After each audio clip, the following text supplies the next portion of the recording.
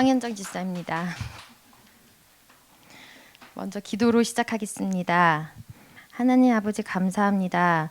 부족하고 나약한 저를 놓지 않으시고 끝까지 이 자리에 서게 해주심에 감사합니다. 이 자리에서 말씀을 나눌 때에 성령님 임하여 주셔서 성령님만을 의지하며 제 입술에서 나오는 모든 말들은 제 생각과 제 마음이 하나도 없기로 원합니다. 주님의 향기가 묻어난 입술을 허락하여 주시옵소서. 또한 이 시간 함께 예배드리는 모든 성도분들 한 사람 한 사람의 기도 제목들에 응답받는 귀한 새벽 예배가 되게 하여 주시옵소서. 감사합니다. 이 모든 걸 살아계신 예수님의 이름으로 기도드렸습니다. 아멘. 너무 떨립니다. 오늘 설교의 제목은 순종의 발걸음으로 지었습니다. 본문 말씀인 출애굽기 11장에는 여호와께서 모세에게 재앙을 경고하며 쫓아내겠다고 경고하셨습니다. 하나님께서는 이스라엘 백성을 출애굽하여 약속의 땅 가나안으로 인도해 내시려 합니다. 하나님을 드러나게 하기 위하여 하나님만이 하실 수 있는 재앙에 대한 경고를 하십니다. 결국 하나님께서는 10번째 재앙을 내리시며 애굽 사람과 이스라엘 사이를 구별하는 줄을 너희가 알리라 하셨으니 하나님의 말씀을 듣지 아니하고 끝까지 완악한 마음을 갖고 있는 바로를 보게 됩니다. 설교를 준비하면서 제가 과연 여기 나와 하나님 말씀을 나누는 자격이 되는 사람인가부터 점검을 하기 시작했습니다. 방해가 많이 심할 정도로 없는 두통과 목 근육이 다 뭉칠 정도로 스트레스를 받았는데 아무리 생각해도 나는 아닌데 왜 나일까라는 생각만 가득 찼었습니다. 나보다 믿음이 좋고 영성 강하신 분들이 내 눈에 아주 많아 보였는데 왜 나한테 이런 힘든 자리를 서라고 하는 걸까?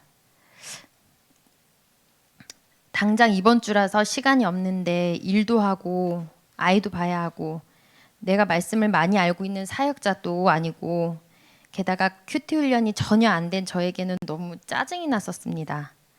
그래서 기도하고 다시 기도하며 받은 마음이 있었는데 바로 순종하라였습니다.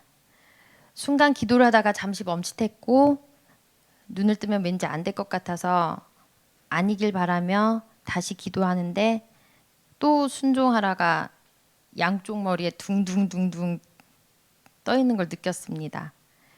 거절하려고 했던 저의 뜻과는 반대로 전도사님께 일단 하겠다고 알렸습니다. 여러 가지 생각과 스트레스로 힘들어하던 모습을 본 저희 아들 성훈이가 옆에서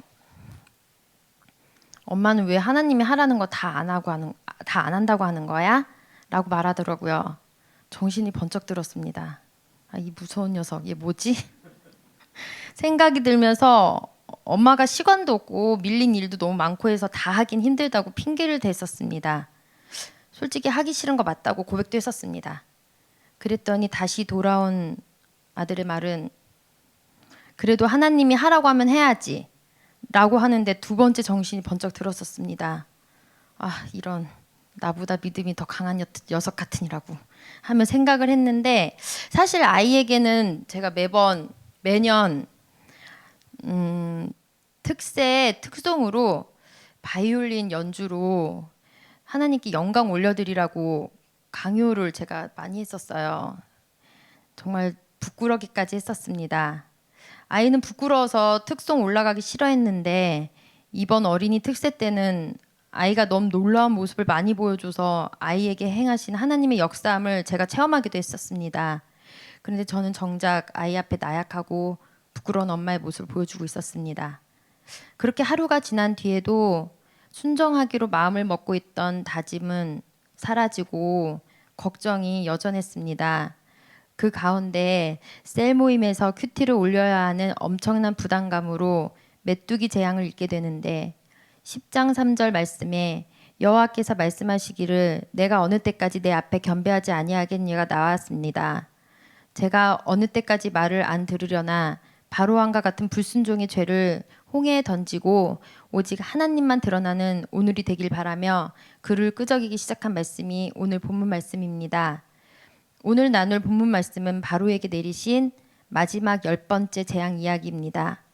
계속되는 하나님의 끊임없는 경고 속에서 돌이키지 않는 바로와 끝까지 이스라엘 백성을 구원하고자 하시는 하나님의 사랑을 보면서 하나님은 죄악과 불평이 많은 우리와 상관없이 끝까지 아낌없는 사랑을 주고 싶으시다는 것을 느끼게 되었습니다. 2절과 3절 말씀에서 보면 백성에게 말하여 사람들에게 각기 이웃들에게 은근 배물을 구하게 하라 하시더니 여호와께서 그 백성으로 애굽 사람의 은혜를 받게 하셨고 또 그 사람 모세는 애굽 땅에 있는 바로의 신하와 백성의 눈에 아주 위대하게 보였더라. 이 구절에서 보면 은근 패물을 가지고 출애굽하라고 하십니다. 저의 삶을 돌아보면 어렸을 때부터 하고 싶은 거, 먹고 싶은 거 이렇게 큰 어려움 없이 잘 자라다가 제가 대학교 1학년 때 부모님의 그런 안타까운 일로 한순간에 모래성이 다 무너짐을 경험했습니다. 그때 모든 재정의 어려움이 스탑이 되는 비참함들이 시작되고 저의 숨통을 조여왔습니다. 정말 힘들었던 건 제 피아노에 빨간 딱지가 붙어 있는 걸 보고 제가 정말 망연자실했던 때가 있었거든요. 그때 하나님께 버선발로 뛰어 들어갔거나 누군가가 옆에서 얘기해줬더라면 교회로 가지 않았을까 생각은 하지만 반대로 열심히 세상 속으로 더 깊이 들어갔었습니다. 집을 망하게 한 이유로 누가 교회 얘기만 나오면 발끈하며 하나님은 없다고 큰 소리를 치며 살았고 대학 캠퍼스의 길거리 찬양자들을 비난했으며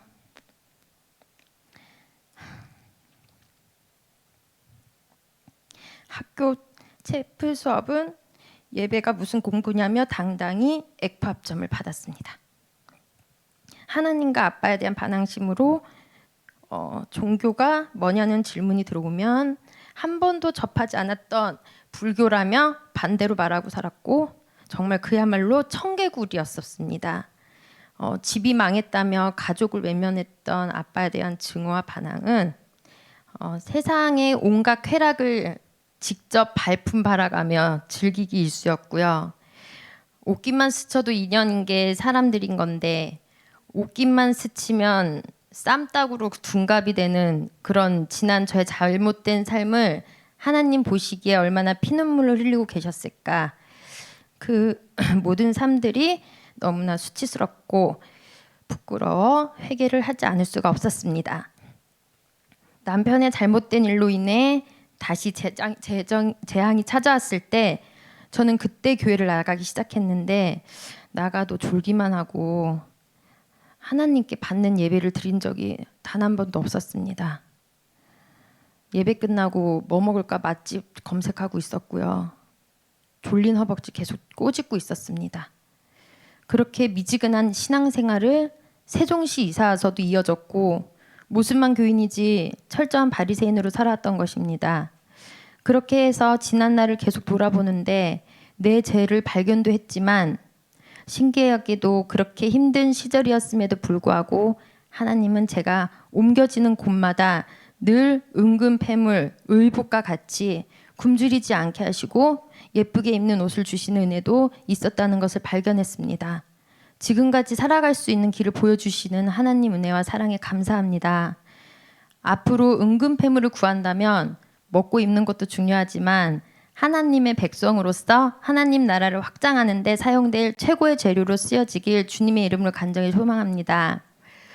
또 제 속에 들어온 말씀은 7절 애굽 사람과 이스라엘 사이를 구별한다고 나옵니다. 하나님은 우리를 세상 속에 속한 사람이 아닌 오직 성령으로 거듭난 삶을 살길 원하십니다.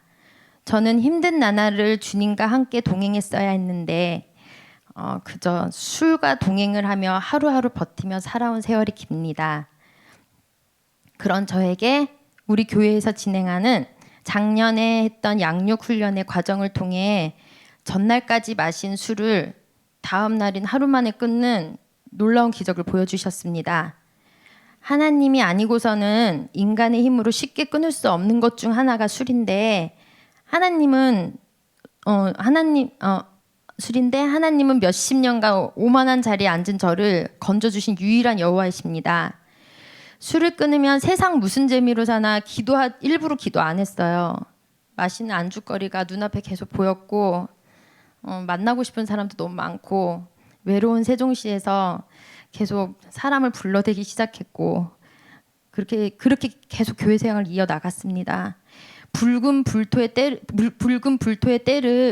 벗기지 못한 생활로 주일 전날까지 마시고 반주짜리 앉았는데 술 냄새 나는 저의 모습이 정말 한심하기 짝이 없었고 사람 죽인 죄보다 술 먹는 죄가 더 크다는 말씀을 듣고 제가 충격을 받았었어요. 성가대 자리에 앉아서요. 술이 사람을 망가뜨리는 순간 죽이는 것뿐 아니고 모든 죄를 다 범할 수 있는 유일한 마귀의 도구가 술입니다. 기분이 좋아 마시고 기분이 나빠 마시고 비 온다고 마시고 눈 온다고 마시고 오늘만큼은 안 마실 거야 하면서 해가 어둑어둑해지면 다시 간이 살아남을 느껴 또 마실 수 있는 온갖 핑곗거리를 다 끄집어내서 마시는 것이 마귀의 놀이입니다. 또한 마귀한테 완전히 사로잡혀서 우울감이 몰려오면 자살을 생각합니다. 술 마귀는 여러 가지 방법으로 사람을 망가뜨립니다. 핑계를 만들어 마시게 한 뒤 사람과 싸움을 만들고 우울증으로 죽음을 생각하게 하고 다음날 숙취가 안 돼서 하루 종일 골골대며 기분이 안 좋고 훗날 병으로 죽게 해서 지옥으로 끌고 가는 것까지가 마귀의 계획인 거죠. 끊임없이 계속 생각하다 술 끊게 해달라고 기도로 매달리기 시작했습니다. 그렇게 양육 훈련을 받으며 저의 술 인생의 종지부를 찍게 됩니다. 저에게 생명수와 같은 시편 1편 1장 말씀이 있어요. 제가 되게 좋아하는 구절인데 복 있는 사람은 악인들의 꾀를 따르지 아니하며 죄인들의 길에 서지 아니하며 오만한 자들의 자리에 앉지 아니하고. 제가 술을 매일 마시다 보니까 근데 인천 살았을 때는 그렇게 매일 안 마셨거든요.